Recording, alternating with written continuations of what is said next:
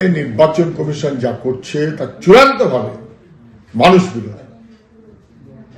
Universal franchise কেড়ে নাও, মানুষের ভোটের অধিকার দেবার জায়গায় বরঞ্চ মানুষের ভোটের অধিকার কেড়ে নাও।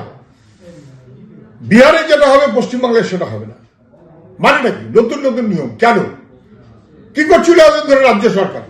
এই শেষ বাজারে এখন মনে পড়েছে কেন এইসব চলছে?